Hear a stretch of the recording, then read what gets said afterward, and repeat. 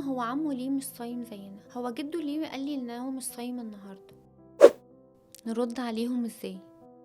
اسئله كتيره كأمهات بنتسألها في رمضان، وبنفضل طول الوقت عايزين نقول لولادنا صوموا، وفي اوقات بنبقى خايفين عليهم عشان هو لسه جسمهم صغير، بس في نفس الوقت نفسنا نعلمهم الصيام ونعلمهم يعني ايه يصوموا.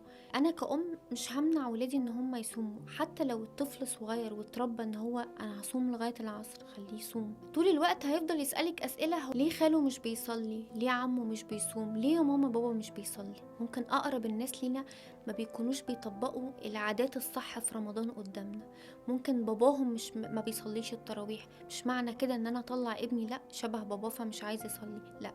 طول الوقت علموا ولادكم ان كل واحد بيتحاسب على نفسه، حتى لو اقرب الناس ليه ما بيعملوش وما بيطبقوش الصح. اول ما يقولك يا ماما انا اصل بابا ما بيروحش يصلي في الجامع، اقول له بس انت هتروح عشان تخلي بابا يروح يصلي. بابا لو شافك انت بتصلي هيروح. بابا مش صايم ليه يا ماما؟ قولي له بينه وبين ربنا اللي هيحاسبه، محدش بيحاسب حد. بلاش نعمم الدين او نعلم الحاجات اللي مفروضة علينا فلان ما بيعملهاش فاحنا كمان مش هنعملها. علمي ابنك ان انت مسؤول عن نفسك وعن علاقتك بربنا، ومحدش هيفيدك في علاقتك بربنا. يعني لو طلعت شبه بابا او شبه ماما او بتعمل اي عادات غلط حتى بتجيلك من بره، انت هتتحاسب لوحدك. لما ابنك يجي يقولك حاجة زي كده حاولي ترد عليه رد مقنع وتفهمه الصح ايه والغلط ايه، وان كل ما يكبر كل ما هيتعرض عليه غلط اكتر، وكل ما الفتن هتتعرض عليه اكتر. فهو لو عنده ثوابت وقيم هو اتربى عليها عمر ما الحاجات دي هتأثر عليه. وقيس على ده حاجات كتيرة قوي زي اللبس اللي بيلبسه.